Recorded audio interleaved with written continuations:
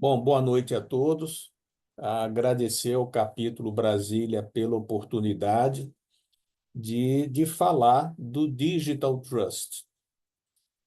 A Isaca está apostando todas as fichas nessa confiança digital. E faz sentido. Nós vivemos em uma economia digital.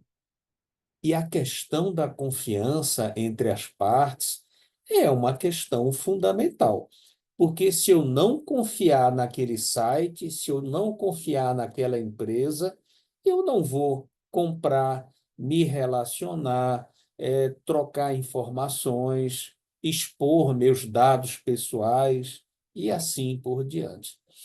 Então, a Isaca percebeu que essa questão da confiança digital é uma questão básica, um pilar da economia digital. Sem ela, não há economia digital. E eu vou apresentar o framework, o Digital Trust, e no final vou fazer algumas considerações com relação ao CISP. É um grande ecossistema. Então, é engraçado, a gente sempre olhou para o CISP como um conjunto de órgãos que estão sob a coordenação da SGD, não é? Mas é aquela conversa, né? É mais do que isso. Quando você cria uma comunidade com 253 órgãos públicos, esse conjunto passa a ter vida. Então, eu queria trazer essa discussão. Vamos enxergar o CISP agora como um todo e não nas suas partes constituintes, né? Essa é a proposta da apresentação. Aqui, mostrando rapidamente a minha formação, né? Eu atualmente sou professor do mestrado de Segurança Cibernética da UNB, um curso muito interessante, muito bacana, que me deixa muito animado, né? Esse semestre, por exemplo, eu abordei, eu tive uma disciplina que é Segurança Cibernética em Cadeias de Suprimentos. Cadeias de suprimento, leia-se ecossistemas. Tem tudo a ver com Digital Trust. Como é que você cuida de segurança cibernética em um ecossistema? O Digital Trust nos traz ideias muito boas nesse sentido. E a verdade é, todos nós hoje, todas as nossas organizações operam em ecossistema. Esse é o fato. Temos dezenas de fornecedores, parceiros, clientes, e assim por diante, né? É realmente um ambiente complexo hoje para todos nós.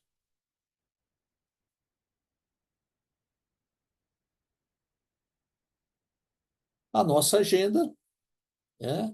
Vou começar mostrando alguns conceitos e definições. Em seguida, mostrar o modelo do Digital Trust Ecosystem Framework. Então, uma coisa bacana, né? No nome do framework está bem claro: Digital Trust Ecosystem, focado em ecossistemas, que é onde a gente vive hoje. Vou mostrar a hierarquia, como é que o framework ele é organizado, falar dos domínios, fatores de confiança, níveis de capacidade e de maturidade. Deixa eu puxar. Maturidade. E, finalmente, fazer algumas considerações sobre o ecossistema do CISP. Eu fico muito honrado, acho que eu sou o primeiro a olhar o CISP como um ecossistema.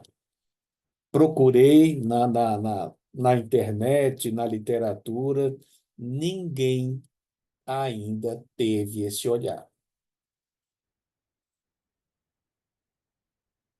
Bom, primeiramente, o que é a confiança digital? O Digital Trust. Está aqui, ó. É a confiança na integridade dos relacionamentos, interações e transações. Olha aqui as palavras como foram bem escolhidas. Confiança na integridade dos relacionamentos, interações e transações. Porque se não houver confiança na integridade desses aspectos, não há vida digital. E qual é o objetivo dessa confiança digital? Criar e manter um mundo digital confiável. Confiável nos seus diversos relacionamentos. Então, olha o desafio. A gente está falando de confiança. Confiança é algo que você pode aparentar ser confiável, a sua empresa pode, no seu site, se mostrar confiável, passar uma série de informações. Entretanto, o cliente, o cidadão, pode olhar e falar: puxa, está muito bonito, né? Mas eu ainda não confio. Não tenho coragem de comprar aqui. Então, confiança também tem a ver com a percepção.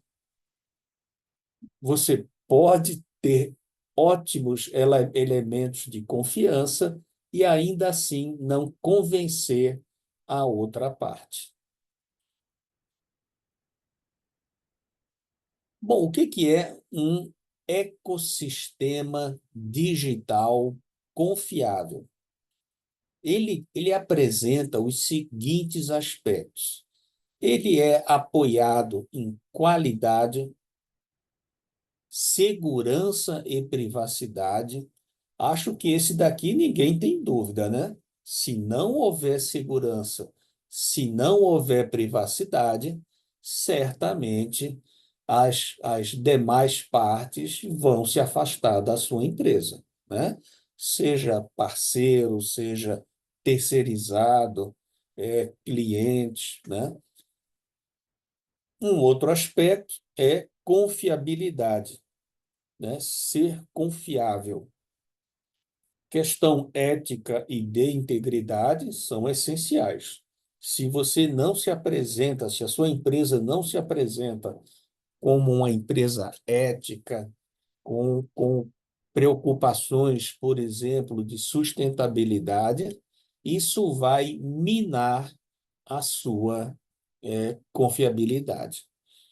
Transparência, e olha que bacana o que a Isaac colocou aqui: transparência e honestidade. Olha, eu nunca tinha visto em material, né, da área de tecnologia da informação em geral a palavra honestidade. Achei muito bacana, muito bacana. Essa palavra é muito bem-vinda, muito bem-vinda. Honestidade. Olha, eu gostei muito deles terem incluído essa palavra. E isso tudo, né, apoiado, claro, em confiança. Então, veja, um ecossistema confiável, ele precisa trabalhar vários aspectos, várias facetas. Aqui os tipos de relacionamento digital que nós encontramos, tá? Nós encontramos de tudo, gente. A gente encontra B2B, B2C, B2E com empregados, B2G, né, com o governo. governo com cidadão, né? G2C, governo com governo, né? Órgãos públicos trocando informações, G2G, e também peer-to-peer, né? Entre pessoas, entre clientes, eles trocarem informações entre si, o P2P. Então, olha a complexidade dos relacionamentos digitais que nós temos hoje. Todos eles presentes. Quando você olha, por exemplo, para o CISP, você encontra todos esses elementos, todos esses tipos de relacionamento digital. Muito complexo, né? Muito complexo. E aqui está o nosso modelo Digital Trust Ecosystem Framework. O modelo, basicamente, é composto por 4 nós. Os nós são esses aqui, ó: organização, tecnologia, pessoas e processos. Aqui a gente já conhecia a tríade, né? Tá aqui, ó: pessoas, processos e tecnologia, né? Isso aqui é bem antigo. A novidade é que eles trouxeram o nó organização. E essa figurinha, como é que ela está montada? Os nós, eles têm relacionamento entre eles. Esses relacionamentos são chamados de domínios. Então, quando você fala de pessoas e organização, você discute questões de cultura. Cultura organizacional que é criada, desenvolvida, mantida por pessoas. Por exemplo, a parte de organização e processo, temos um domínio chamado dirigir e monitorar. Entre pessoas e processos, a emergência, né? Aqueles processos novos que aparecem, novos modelos de negócio, novas práticas. Entre pessoas e tecnologia, o, o importante é os fatores humanos. De que maneira os fatores humanos influenciam a adoção de tecnologia? Entre processos e tecnologia, habilitação e suporte, para que o processo faça uso da tecnologia, temos que trabalhar habilitação e suporte. E, finalmente, entre organização e tecnologia, arquitetura. Arquitetura corporativa. Precisamos definir a arquitetura. Então, veja, nós partimos daquela tríade conhecida, está aqui, a tríade, e fizemos uma expansão para aspectos organizacionais e criamos domínios para interconectar esses 4 nós. Esse é o modelo básico.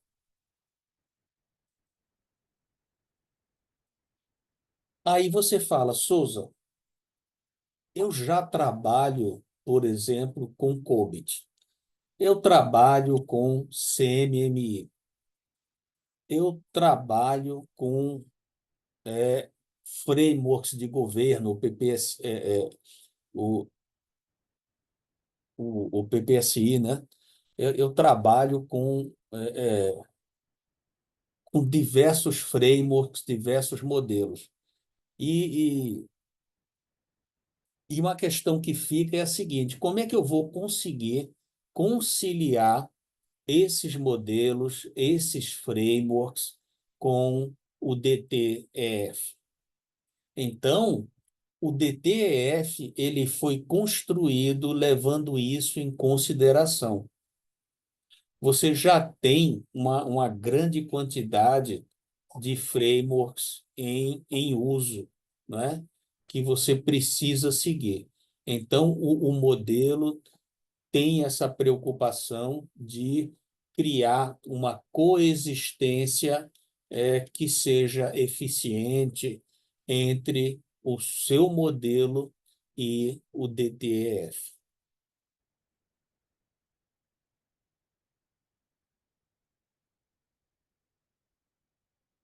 Aqui alguns elementos do que seria um ecossistema de confiança digital.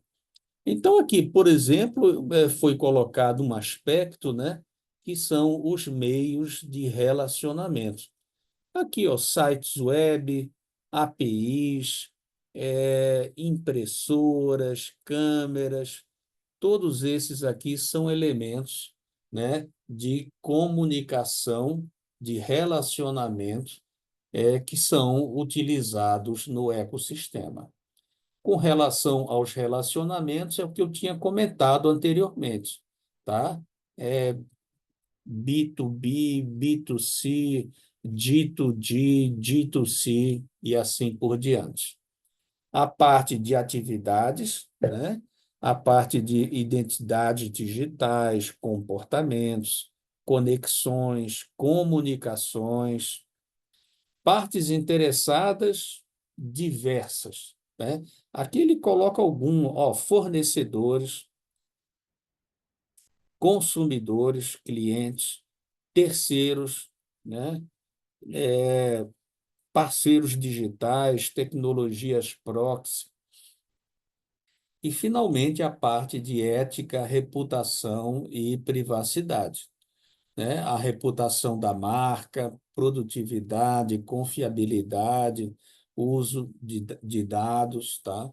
Então, veja, o ecossistema de confiança digital, ele cobre um espectro, né, muito amplo de aspectos que têm que ser trabalhados.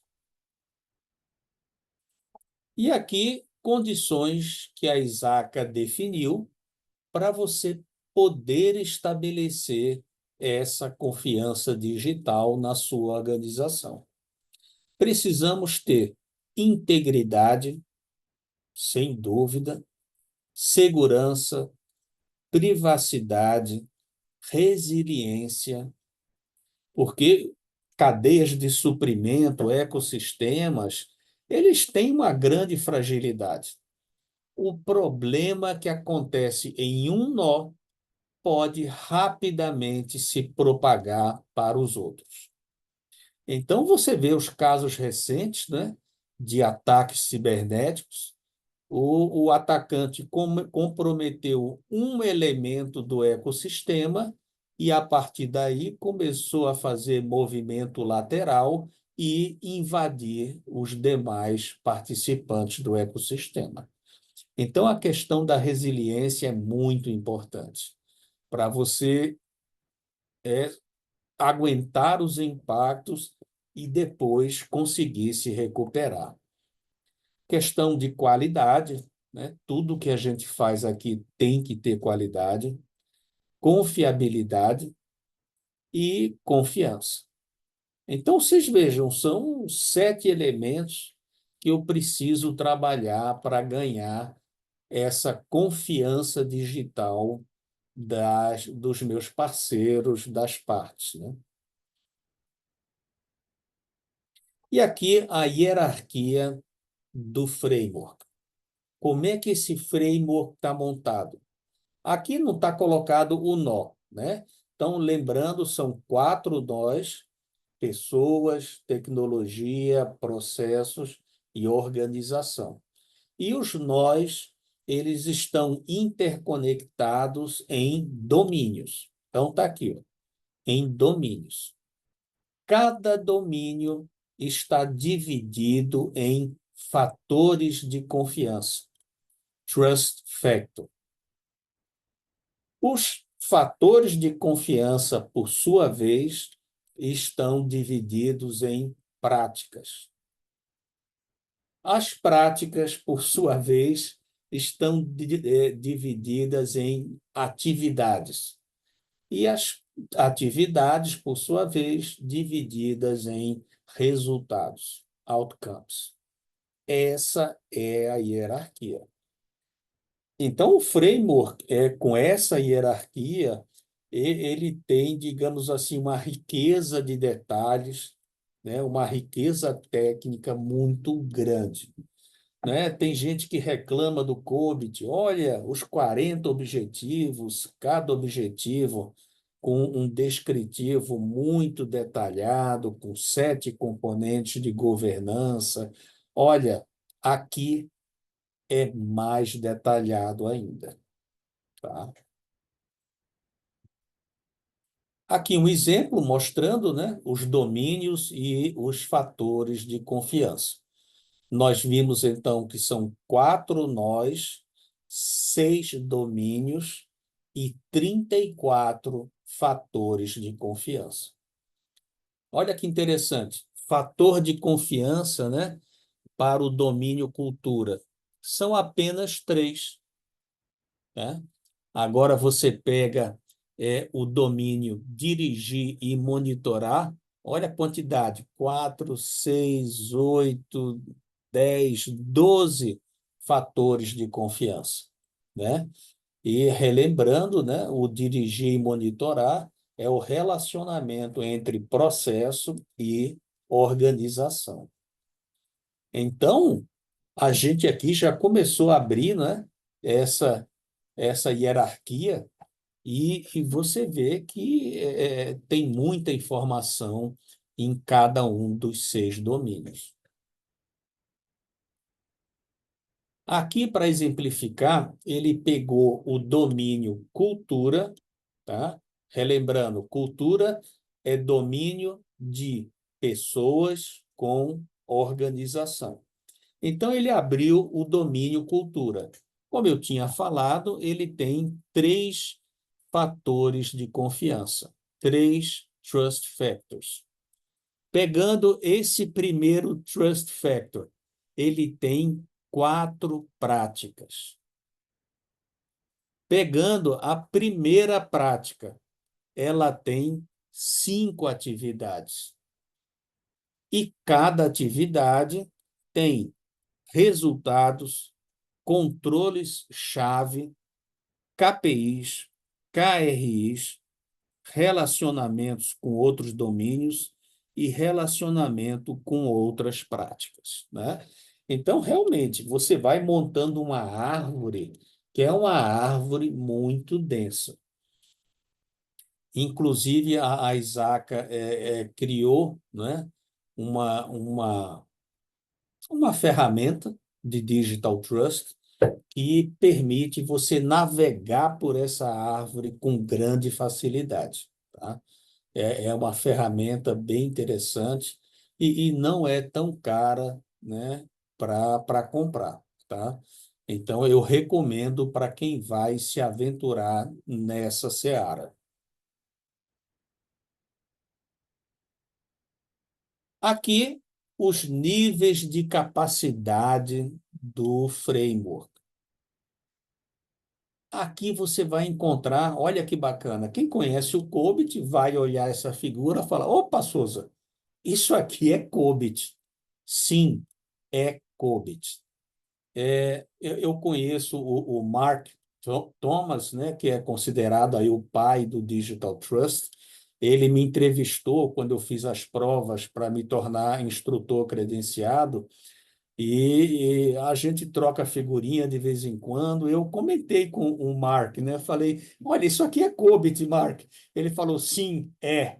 Nós copiamos do COBIT, tá? Então tá aqui, ó.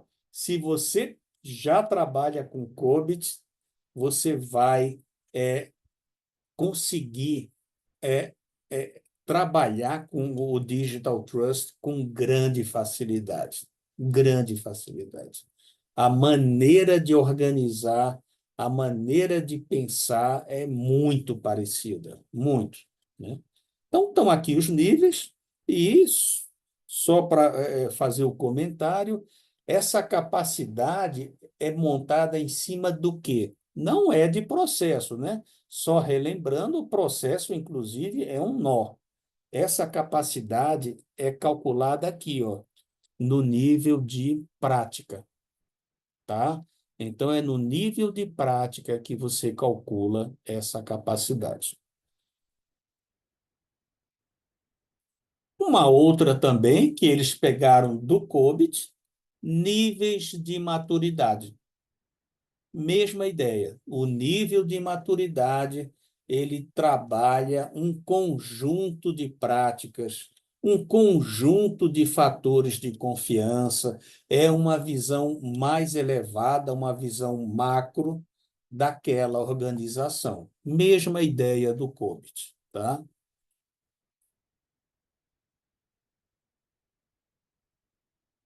Aqui, uma ideia inicial de como será essa avaliação de capacidade de maturidade. Eu comecei a fuçar no framework, procurando informações mais detalhadas dessa avaliação de capacidade de maturidade. Não encontrei, mas encontrei uma nota de rodapé que dizia o seguinte: estamos trabalhando no guia de avaliação de capacidade de maturidade. Então, em breve, devemos ter esse guia que vai explicar melhor como trabalhar isso. Mas, de primeira, eles trazem a seguinte informação. O que é que eles sugerem? Primeiro, você faz uma avaliação de capacidade de alto nível. Alto nível. O que seria esse alto nível? Está aqui, ó, foco em fatores de confiança, né? Relembrando, domínio, logo abaixo, fator de confiança. Então, a primeira abordagem, ele sugere, olha para os fatores de confiança, de maneira geral, né? Em seguida, você já tem uma certa capacidade, uma certa maturidade, vem a avaliação intermediária, uma análise mais refinada. Aqui, ele sugere que você enxergue as práticas. Abra as práticas do fator de confiança para entender como as práticas estão sendo implementadas na sua empresa. Finalmente, o que ele chama de estágio avançado, você dá foco em atividades. Então, você faz uma avaliação de capacidade de maturidade em estágios. Primeiro olha o macro, o fator de confiança, depois as práticas, depois as atividades, né? Então, vamos aguardar esse guia para ver em detalhes como isso é feito.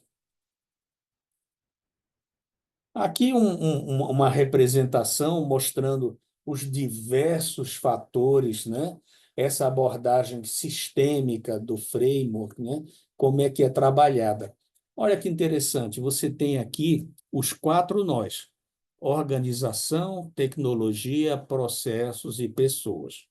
E você tem aqui os seis domínios, né? Direcionar e monitorar, cultura, arquitetura, habilitar e suportar, fatores humanos e a parte de emergência. Então, você tem esse ciclo, né, sistêmico, onde você tem que estar enxergando vários aspectos, várias facetas, tá? E aqui ele fala, olha, nessa parte aqui, né, de como é que está a confiança, uma abordagem de uma maturidade mais elevada, uma maturidade mais baixa, né? Aqui qual o nível de confiança que a sua organização tem e assim por diante. Aqui as expectativas que os clientes, não apenas os clientes, né, mas todas as partes interessadas, parceiros terceirizados, fornecedores, qual é a expectativa? É que nessa interação nessas transações tenhamos qualidade, segurança e privacidade, disponibilidade, ética e integridade, transparência e honestidade. Olha que bacana. Eu ainda vou explorar essa, esse aspecto aqui da honestidade. E, finalmente, resiliência. Então, veja, a expectativa é grande. Todas as partes interessadas do ecossistema têm essa expectativa umas com as outras, umas com as outras. Aqui ele mostrou um Balance Scorecard, né, do Digital Trust, né, com as 4 dimensões básicas do Kaplan e Norton, né? A dimensão financeira, eu vou dar um destaque um pouco maior. Está aqui, ó, é redução de custos. A gente espera que com a implementação desse framework a gente consiga obter redução de custos. Também a questão de evitar multas devido à falta de conformidade com o regulatório, né? Aqui a gente lembra da LGPD. Otimizar a governança de risco, a gestão de risco, ainda um grande desafio, né? A gente fala muito de governança de risco, gestão de risco, mas na prática a gente vê que ainda está incipiente, né? E está aqui, ó, é melhorar o ROI dos investimentos habilitados digitalmente. Porque o que interessa no final é isso, né, gente?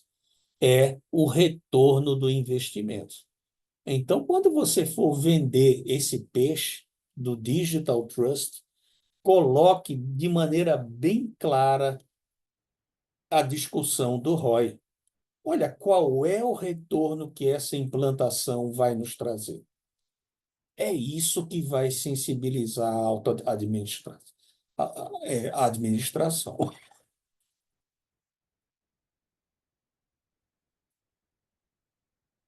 Bom, então uma grande discussão é a seguinte, que o pessoal me fala, Souza, gostei muito do framework, achei muito bacana, mas acho que não consigo vender esse peixe para a minha alta administração.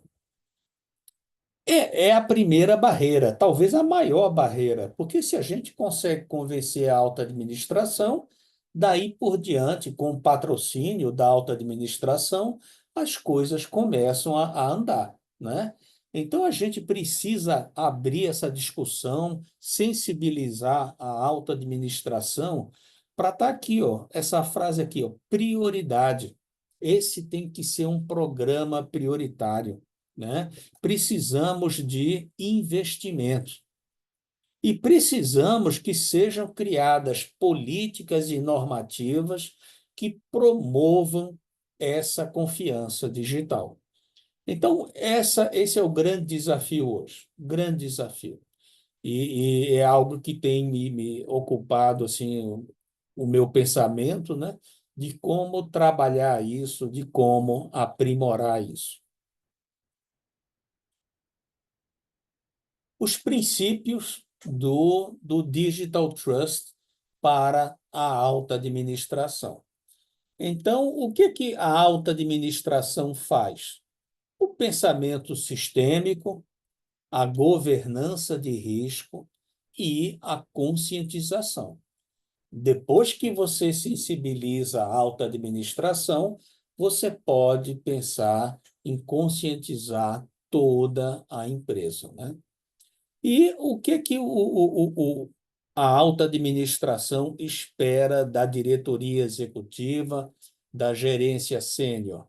Espera que você apresente um framework adequado, apropriado, e que você faça gestão de risco. Então, são aspectos bem interessantes aqui, né? Para você se organizar e apresentar uma proposta para a alta administração. Considerações-chave, né, para a alta administração. Esse daqui é um post que eu fiz recentemente, né, sobre esse assunto. né? Só alguns pontos aqui, né? Vivemos em economia digital. Todos nós não iremos sobreviver se não tivermos confiança digital, né? É, outra coisa, sem confiança digital, imagina como é que os processos vão ficar morosos. Eu vou ter que conferir, verificar várias vezes. Eu não confio. Eu não confio. Eu tenho que fazer essa checagem constantemente, repetidamente.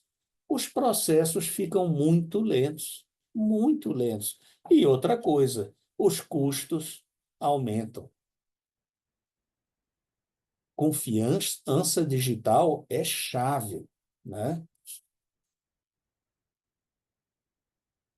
Uma outra coisa importante que confiança digital não é um problema de TI, é um problema de toda empresa.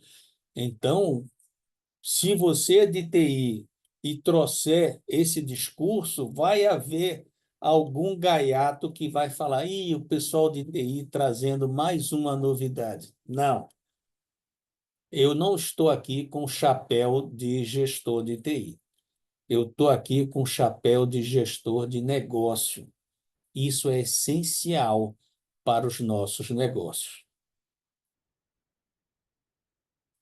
Outros aspectos, né? A gente, com o Digital Trust, a gente não se limita à segurança e privacidade. A gente vai além.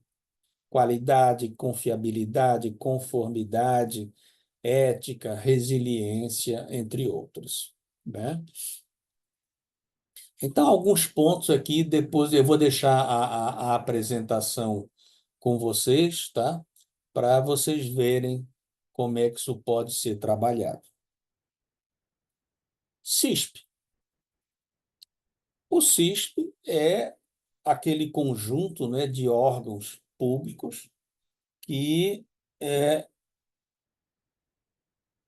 trabalham coordenados, né, pela Secretaria de Governo Digital.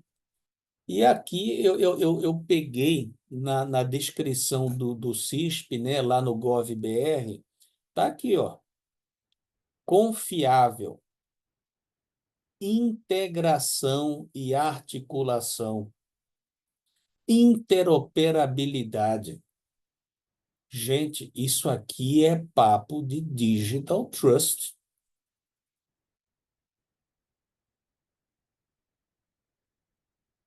Então tá aqui, ó, 253 órgãos.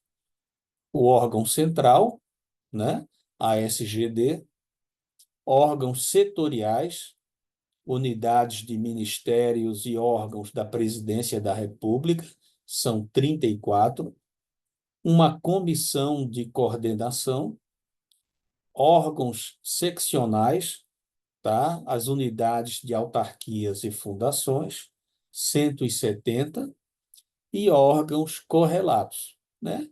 Unidades desconectadas nos órgãos setoriais e seccionais, 49.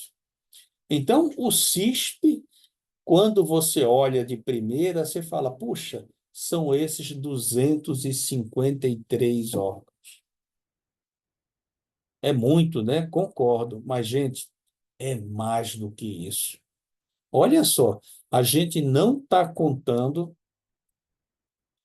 parceiros, fornecedores, terceiros, cidadãos. Então, o CISP, o ecossistema CISP, ele tem muito mais do que 253 partes interessadas. Esse número, olha, certamente passa do milhar, né? Sem dúvida. Dezenas de milhares. Os fornecedores desses órgãos públicos são muitos, muitos, né? Os parceiros, né? Essas parcerias entre eles e outras partes interessadas, né? Então, é um ecossistema muito complexo, muito complexo.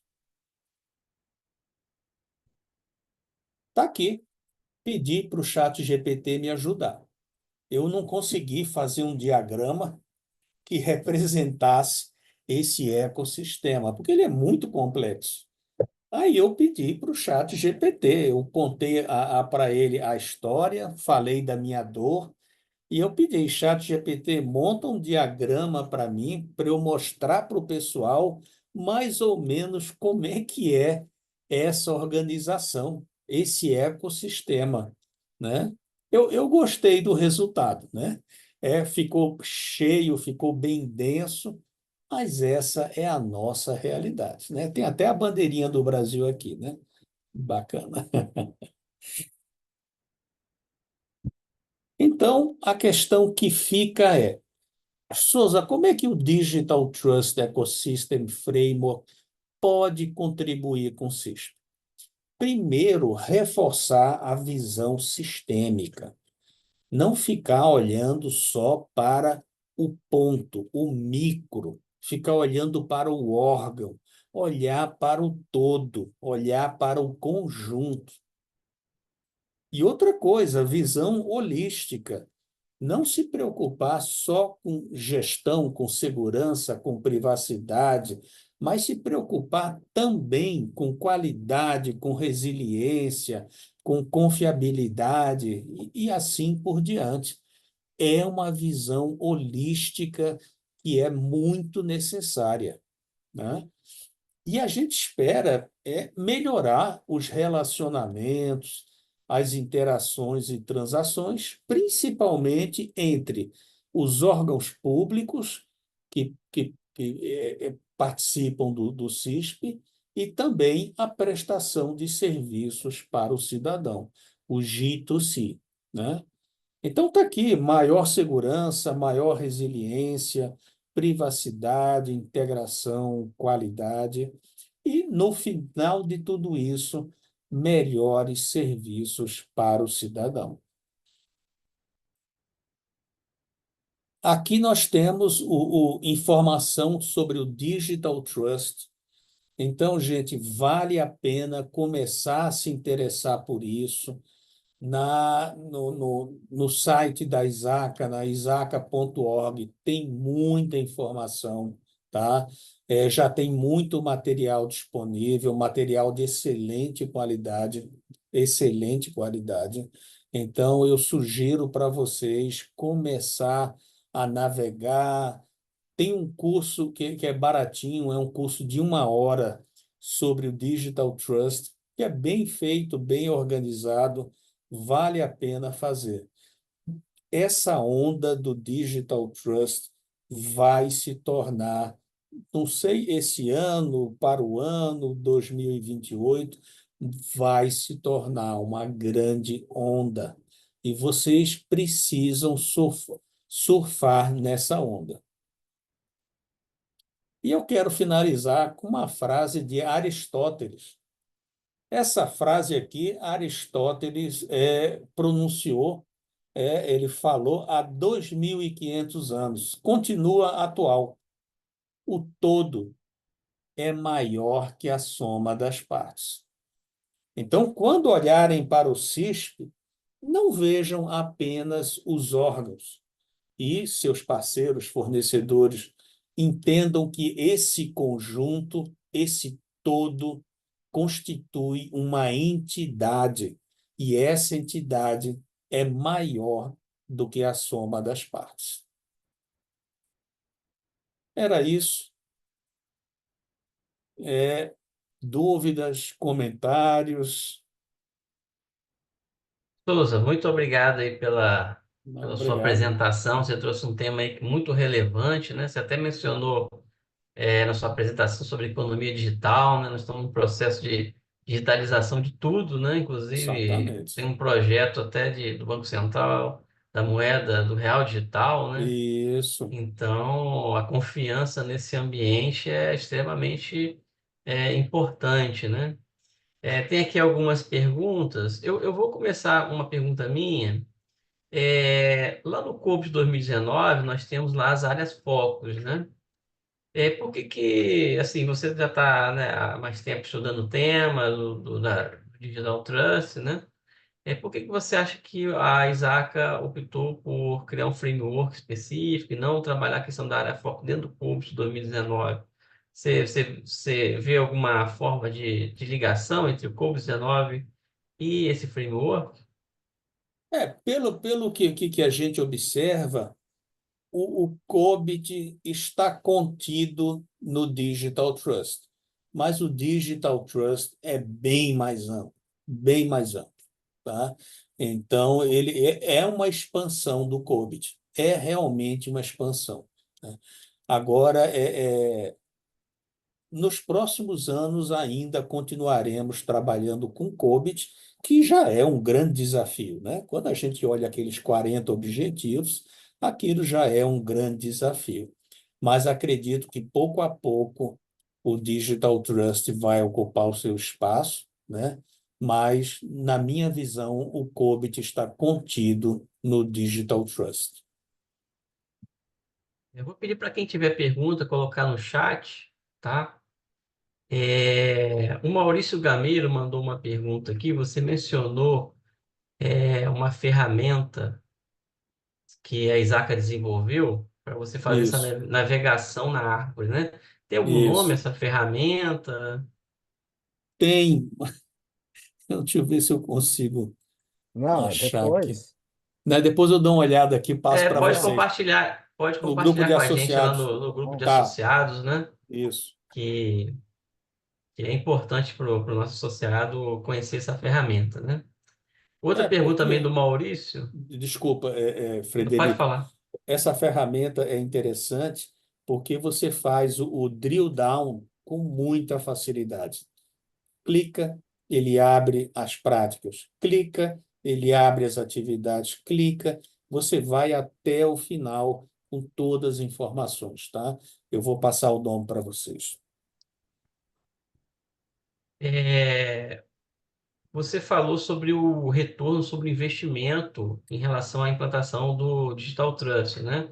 Isso. Tem algum estudo em relação a isso, desse retorno esperado? Ou é só uma expectativa Infelizmente, não. ainda? É só uma expectativa. Nós ainda não temos, né, implantações do Digital Trust, nem no Brasil, nem no exterior. Inclusive, algo que eu estou tentando é fazer uma implantação piloto em algum órgão, tá? Já conversei com um banco, o banco se interessou, mas a coisa não andou. Então, eu estou procurando isso. Órgãos, entidades com quem eu possa fazer uma implantação piloto, sem custo, para começar a implantar, e começar a testar, ver como funciona e avançar nesse sentido, né?